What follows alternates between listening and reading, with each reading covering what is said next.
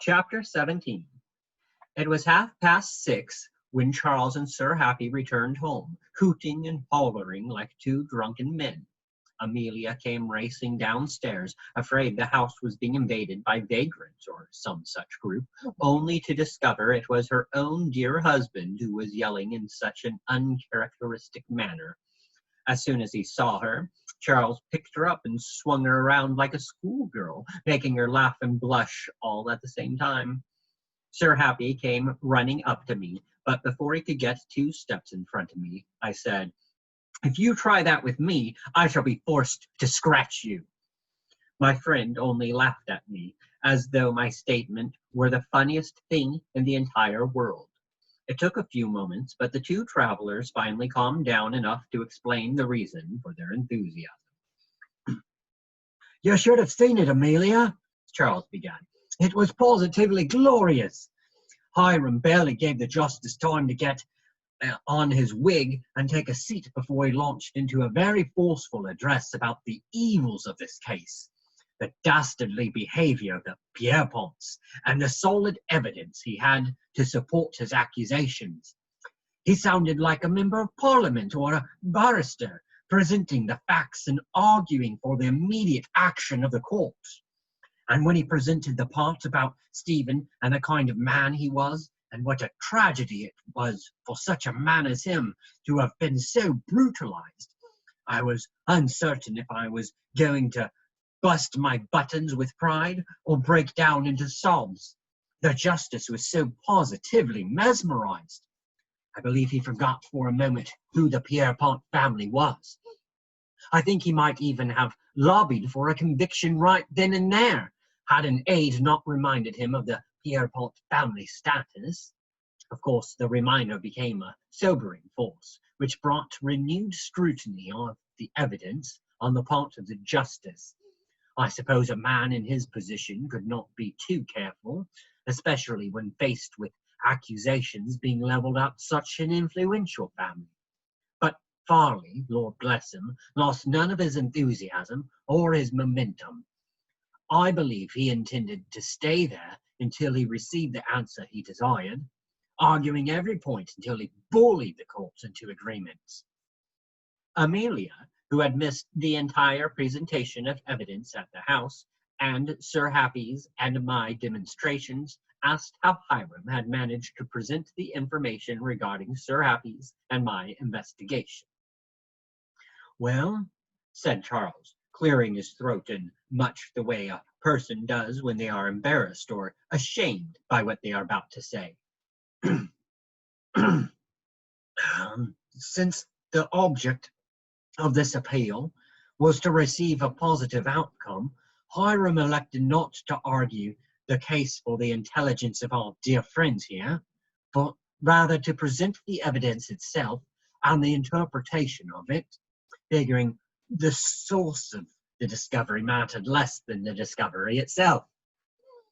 That is to say, he did not want to lose credit in the eyes of the justice by announcing the clues had been primarily deciphered by a crime-fighting dachshund and a keen-witted cat. We know the truth, and Sir Happy seemed to support the approach with the justice. As a matter of fact, we discussed it on the way to the courthouse, and were all in agreement as to how Hiram should proceed." "Quite right," said Sir Happy, turning to me.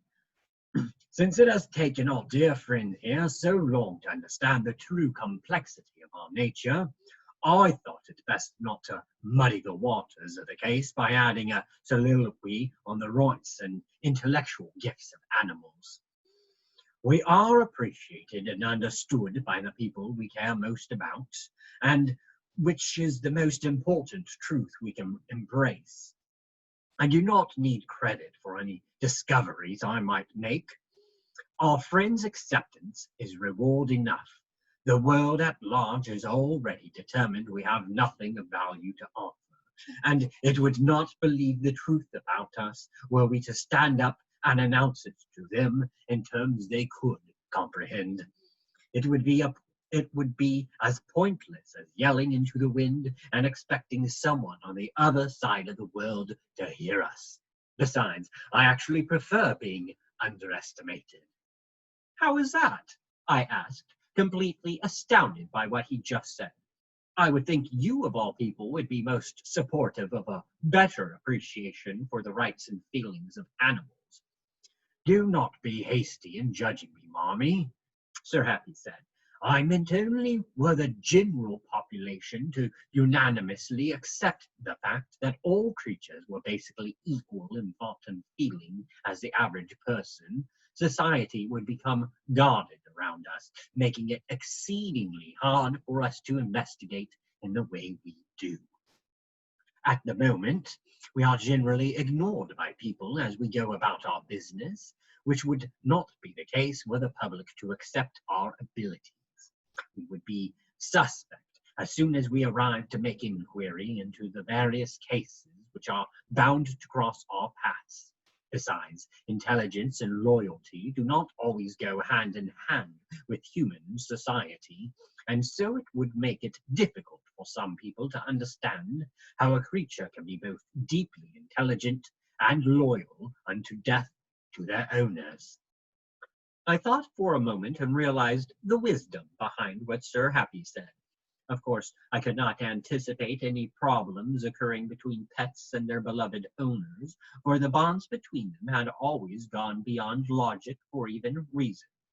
Where I anticipated complications was in the arena of the skeptics and the abusers, those dark souls who looked upon animals as expendable goods, used only as a means of profit or entertainment, without any regard for their creatures' feelings or remorse for their own cruelty. I could only imagine how much worse things would have been for Lady Jasmine had her first owner believed her to be a creature of thought and feeling. Perhaps he would have tried all the harder to break the spark of life in her, creating a soulless monster who answered only to his evil will. It was a chilling thought, one which I did not intend to linger upon long. Sir Happy was right. It was enough for me to know our dear friends understood us. I cared very little for the opinions of anyone else. So, what was the outcome, Charles dear? Amelia asked. Quite simply, the warrant has been issued for the search of the Pierrepont estate, but detaining any member of the family is forbidden unless new evidence is discovered which supports such an action. The justice was very adamant on that point. We were not to impose upon the persons of the elder or younger Lord Pierreponts unless we could prove without a doubt they were directly involved. Dearest, said Amelia, with a good bit of uncertainty in her voice, you keep using the word we in reference to searching the Pierrepont estate and dealing with those horrible people directly. Is that a general we, or is there something else you're neglecting to tell me? The sweet woman's hands were on her hips, and she had her stern, motherly look upon her face, which meant she was most displeased. There was no getting around this woman's keen wit. Charles would simply have to tell her. I was getting around to that part, my dear, he said, running his fingers around the inside of his shirt collar. You see, Inspector Farley needs my particular expertise at the estate, one professional to another. We know there are dogs involved, and I'm studying to become a doctor of veterinary medicine after all. I am well aware of your pursuits, Charles. It was obvious to me Amelia had transformed from blushing schoolgirl to fuming wife, putting Charles in a dangerous predicament. Sir Happy and I backed ourselves out to the corner of the room when we heard the tone of disapproval enter into her otherwise sweet voice, but neither of us was willing to leave completely and miss what looked to be the start of an animated and fiery row. As long as Amelia's fury did not direct itself at us, we were safe to enjoy the event. You don't understand, Amelia, said Charles, trying to calm the growing marital storm which threatened to come crashing down upon him. Oh, I understand completely, Charles. Let me see if I can explain it to you. You run off this morning with Hiram and witness what you consider to be a glorious display of the law at work, and find yourself inexplicably drawn into the whole who-done-it spirit. You were overcome by the entire morning, and so when the good inspector, in his professional capacity as an officer of the law, asked you to come and join him on his merry chase, in your blind enthusiasm, you thoughtlessly said yes. First of all, Amelia, Charles said defensively, I was not overcome by the events of this morning, as you so politely put it. I was merely intrigued by the process and very glad things were moving along in a direction which might bring Stephen the Tackler to justice. Furthermore, Hiram did not ask me to come along with him. I volunteered to go. In his efforts to defend his behavior, Charles gave Amelia the one piece of information which could most quickly bring about his ultimate destruction at the hands of his very angry wife. Unfortunately, Charles realized his error too late and could only brace himself for the ensuing tongue lashing. Of all the irresponsible, thoughtless, selfish things you could do, this is by far the worst I could have imagined of you, she yelled at him. Selfish, he challenged back. How is my wanting to assist in tracking down the individuals responsible for Stephen's attack selfish? Because you did not for one moment think of me, she blurted out, immediately following her statement with a volley of tears. She was inconsolable, but Charles did his best to do so, because beyond whatever offense he might have taken from Amelia's assault, he loved his wife with a passion which was unquenchable and unwavering, even in the aftermath of the most tempestuous fight. He held his precious love close, stroking her hair and cooing comfort in her ear. It was several minutes before she was able to speak. Oh, Charles, she said finally, I am sorry. I just don't know what I would do if anything were to happen to you. These people have already tried to take Stephen from us. I could not bear it if I faced losing you as well. I haven't the strength. Again, she reverted back to her tears, terrified at the thought her dearest love might be harmed. Charles was true to his good heart and instantly forgave his wife for her initial response. Dear sweet Amelia, I would no sooner threaten your emotional safety than I would raise a hand against you. Do not rush hastily into this choice. I have thought it over with some measure of consideration. This is the one concrete way I have to help bring to justice the people responsible for the injuries of our dear friend. I would not have volunteered to accompany Hiram had I believed there was any real danger for me. I am not that brave, my love. Besides, once these men find themselves under the scrutiny of the law, I believe they will make little attempt to harm anyone associated with the official investigation. It would be admitting their blame, and they are far too clever for it. Amelia lifted her face from the now saturated shirt of her husband and asked, Do you really mean it? You're not just saying it to make me feel better? Of course I'm saying it to make you feel better, he said teasingly, but I am also saying it because it is true. He wiped away the remaining tears from her cheeks. All seemed better now, although I know Amelia still harbored a bit of uncertainty regarding the safety of the situation. But she put on a more cheerful face and did what she could to help her husband prepare for the trip. Chapter 18. We left the countryside first thing in the morning, as soon as a carriage could be had. There was no time to waste. The only reason why we did not depart the very night of the court appeal was on account of Hiram having a bit of last-minute business to attend to. Before first light, we were on our way, Amelia having stayed up all night preparing provisions for the road. You never know what you might find yourself hungry for on a journey such as this, so I try to offer as much of a selection as possible, she said, You needn't worry about eating too much at once. There's plenty for everyone. Charles chuckled at his wife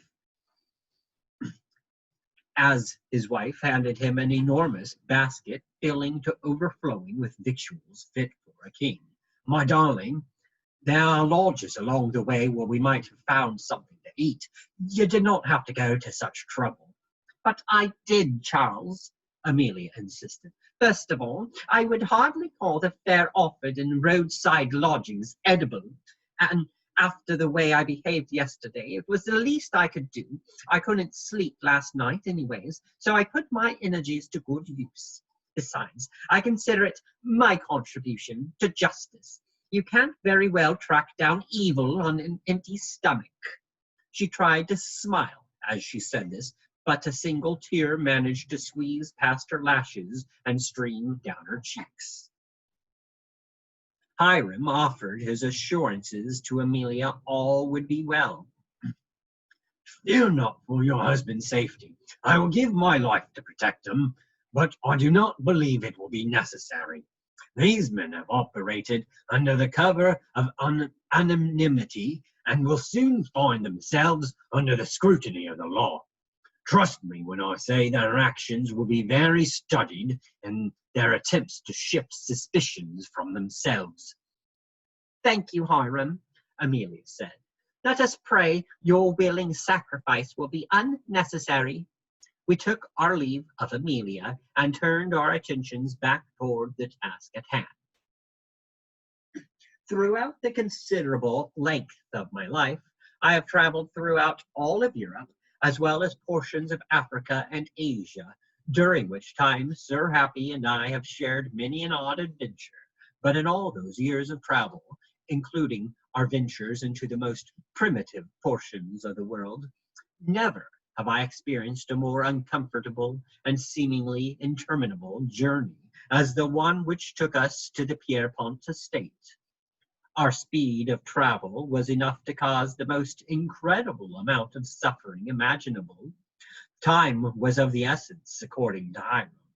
When asked by Charles if we might slacken the pace a bit, as his backside was beginning to experience signs of perpetual soreness due to the poor conditions of the road, Hiram very politely mentioned we might already be too late to catch the Pierreponts. Might I remind you, said Hiram, we are several days behind the attack on Stephen, and at this very moment the perpetrator of the crime might very well be destroying evidence or even fleeing the country. Our best hope is to arrive at the estate in as good a time as we can manage. If we find ourselves a little worse for the wear because of it, well, it is a sacrifice worth making.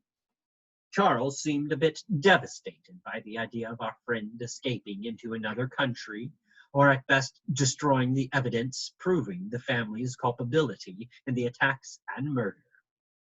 Sensing his anxiety, Hiram assured Charles there was still some hope of success in the matter. Charles, I did not tell you what I did to alarm you, but merely to explain our need for haste, Hiram said. I took some measures last night to ensuring a more positive outcome for our endeavors and our suffering.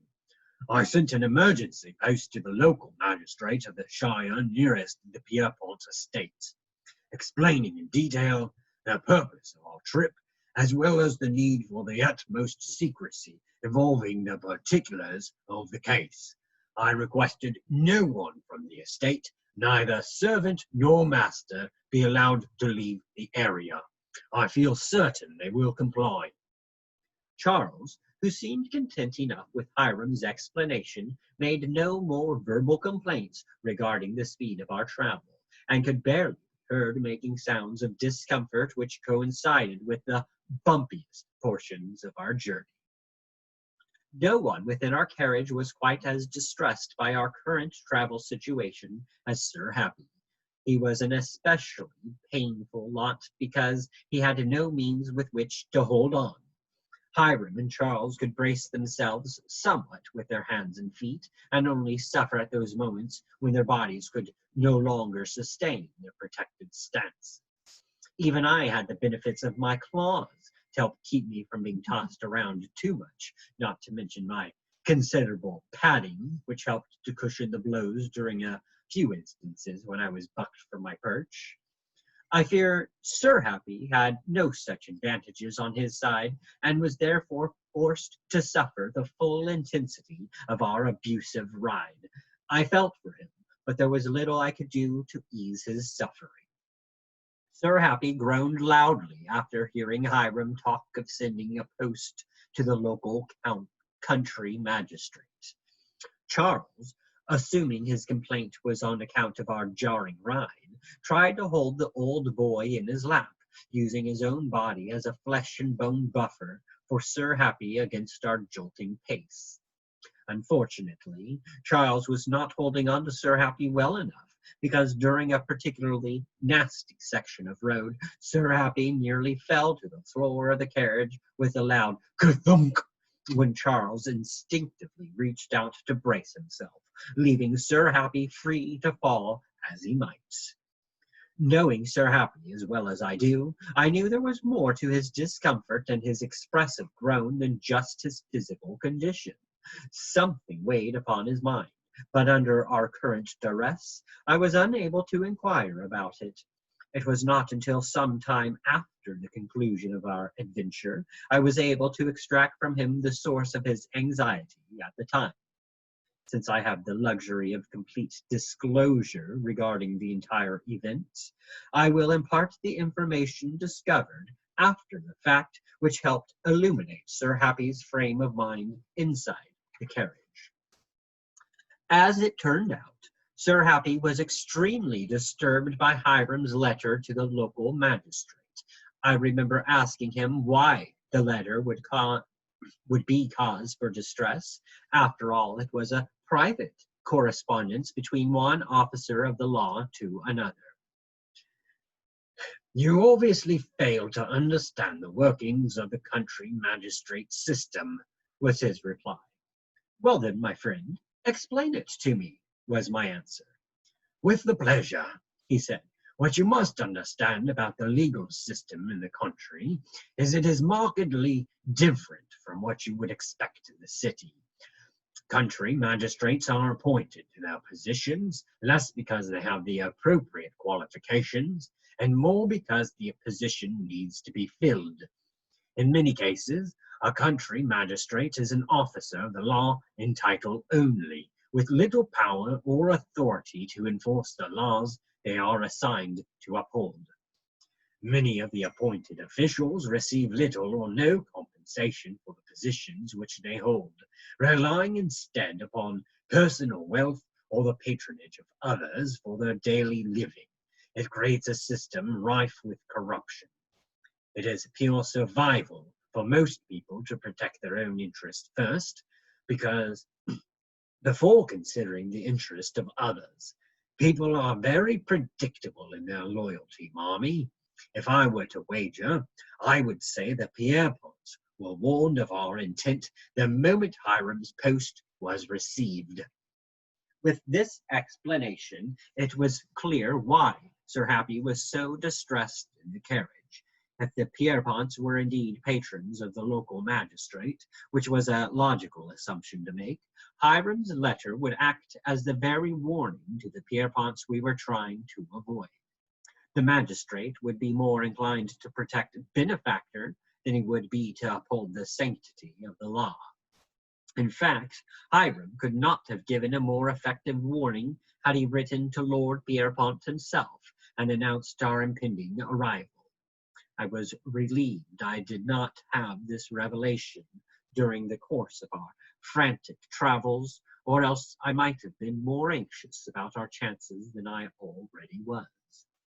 My apprehensions at the time were so great already that, between the jouncing of the carriage and the tremendous disquiet of my thoughts and stomach, I found myself becoming physically ill on the seat before me. One can imagine my horror at displaying such a weak constitution in front of my friends. After all, there is nothing quite so revolting as partially digested kipper and cream. Had Charles not acted quickly by grabbing the warm, gooey pile with his handkerchief and tossing the entire package out the carriage window, handkerchief and all, my own moment of sickness might have been echoed 3 more times by my companions. In fact, the smell was so delightfully horrid, I almost retched a second time. Our jouncing journey was so severe in nature, none of our breakfasts sat well in any of our stomachs.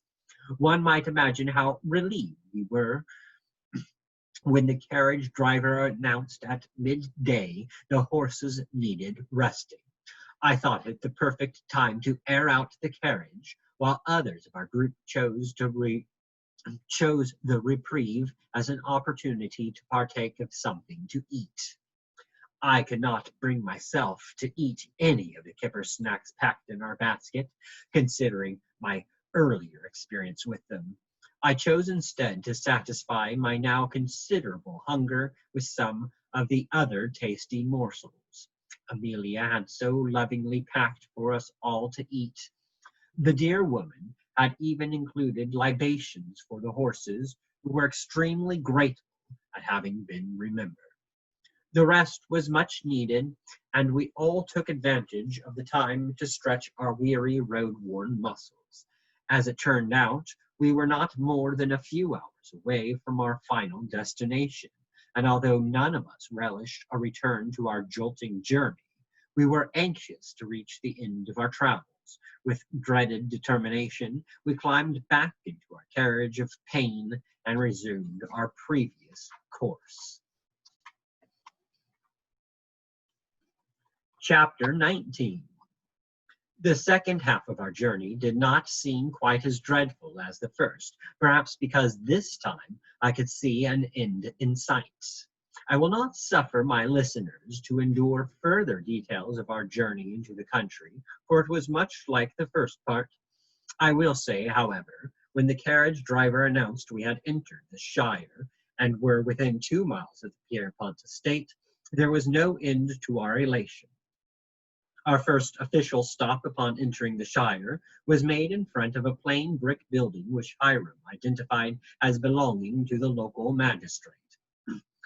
He will accompany us to the Pierrepont estate to help us identify the inhabitants and to ensure the cooperation of the household, Hiram informed us as he exited the carriage to walk inside.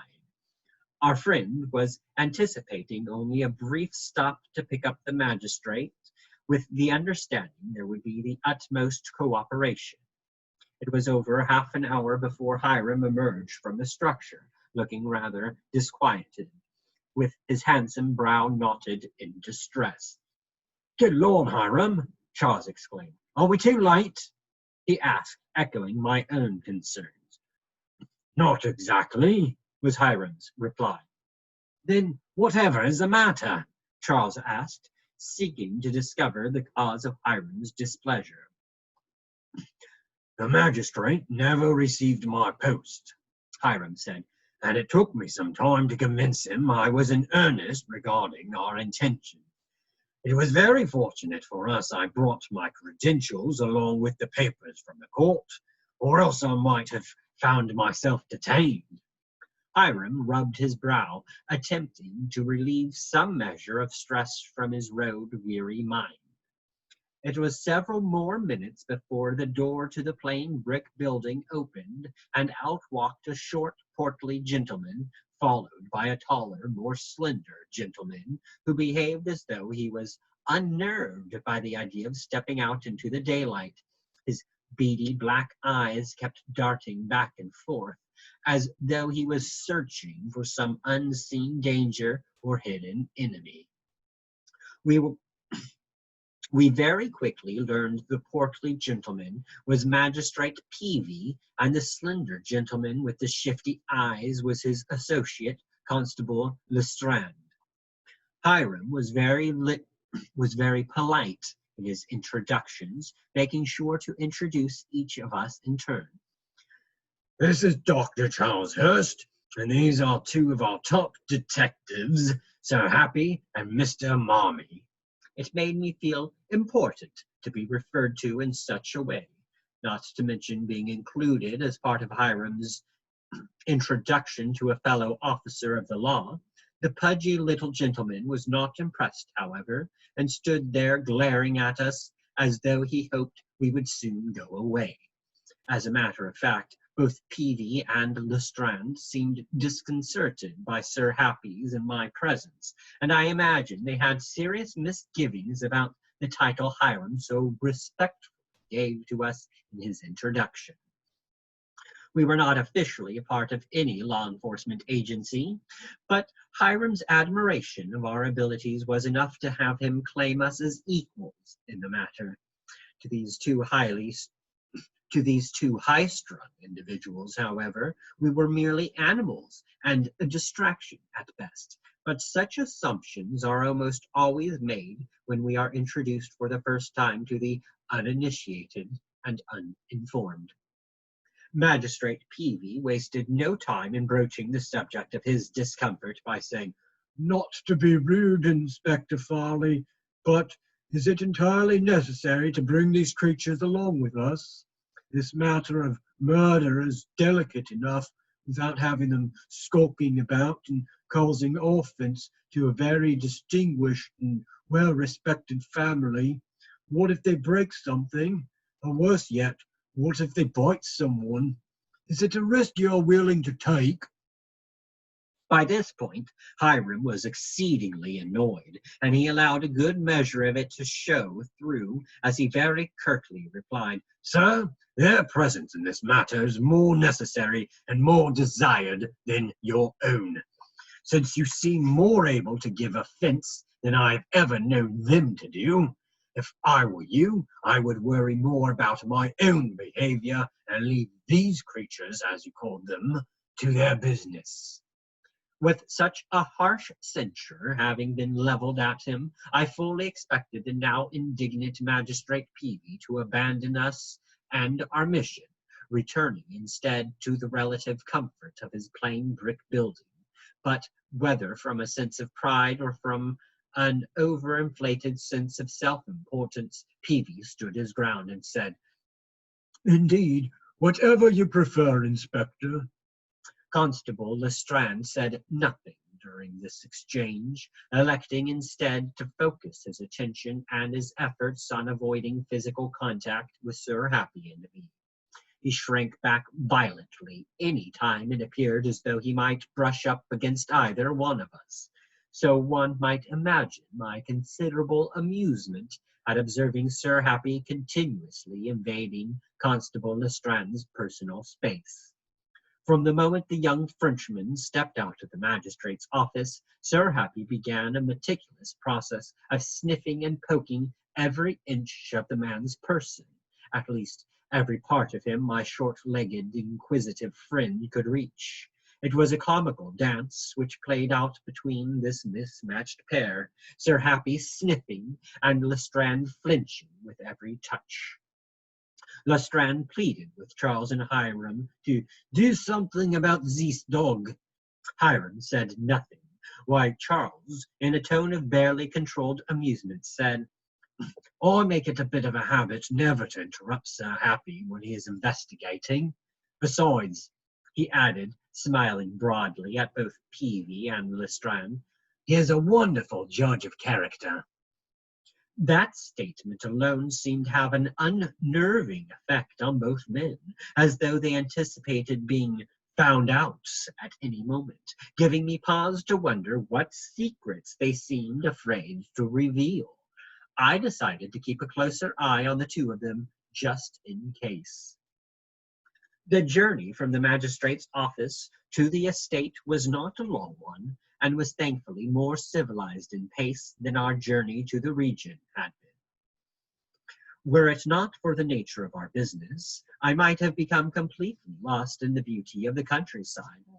Several times I did manage to slip into daydreams of stalking butterflies and crickets through the grass, only to be rudely brought back to our present circumstance by a series of successive pats upon the head, administered by Peavy in his attempt to demonstrate his goodwill and good nature to Hiram and Charles.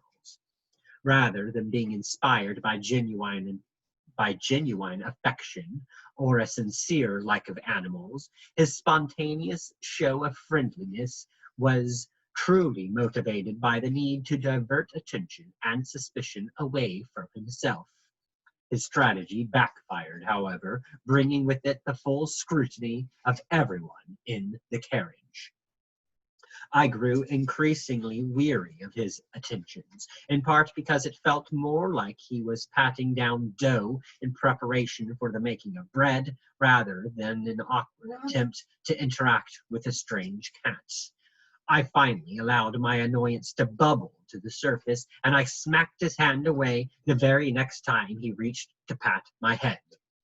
Charles again could barely suppress the laugh which unexpectedly welled up as a result of my actions. I do not believe Mr. Marmee appreciates your attentions, Magistrate Peavy. You might consider leaving him alone for the remainder of our trip. Peavy's face reddened all the way up to his shiny, balding forehead. Perhaps you're right, he said, rubbing his hand and pulling nervously at his collar. The situation threw us back into an uncomfortable silence, which was broken only when the Pierrepont estate loomed in the distance. It was Lestrade who first ventured to break the silence. Once we reach the manor, he began, offering a look of some significance to Peavy. Perhaps it would be prudent for Magistrate Peavy and me to present ourselves to Lord Pierrepont first, in an attempt to reduce the magnitude of the offense which your visit is bound to bring. We are known to the family as officers of the law, and would therefore be more openly received by the household. His thick French accent made it a considerable challenge to understand everything he said, but I knew he was up to something. There was one point which he needed no interpretation. Lestrade was not to be trusted. Magistrate Peavy was very quick to interject his agreement to the plan.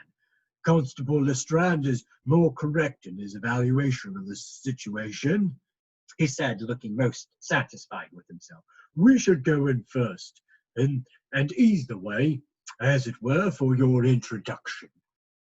When Hiram began to protest the plan as being inappropriately cordial, considering the seriousness of the matter, the magistrate was very quick to say, Did the letter from the court not indicate your mission here was to search for evidence within the home and surrounding grounds which might link this distinguished family to a series of crimes, and any assault or purposeful affront should be avoided until such time as enough evidence is collected to warrant the arrest of the guilty parties?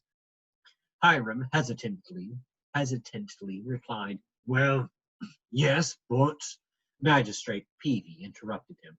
This being the case, we must assume some level of innocence on the part of the accused, since you lack enough evidence currently to arrest anyone outright. Hiram tried to interject with a, Wait just a minute, but Peavy continued as though nothing had been said on the part of Hiram. And since we are just as likely to find a lack of new evidence, which would in fact act to exonerate this influential family, there's no need to alarm or upset any member of the household before we know if anyone is guilty of the crimes. So you and your menagerie will wait outside until such time as we deem it appropriate to send for you.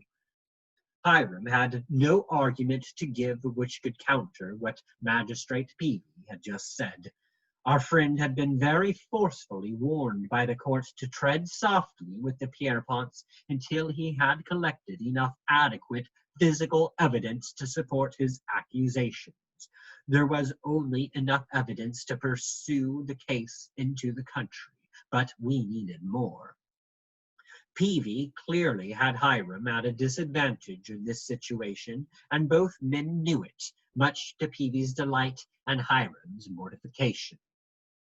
Hiram had no choice but to reluctantly agree to the plan, but he made sure to add one final condition. You have me at a disadvantage at the moment, I will grant you that, he began. My colleagues and I will allow you time to explain the reason for our coming, thereby paving the way for our introduction. But remember this, Peavy, Hiram said, moving close enough to the other man's face for him to feel the full measure of Hiram's heated words. Do not make me wait long.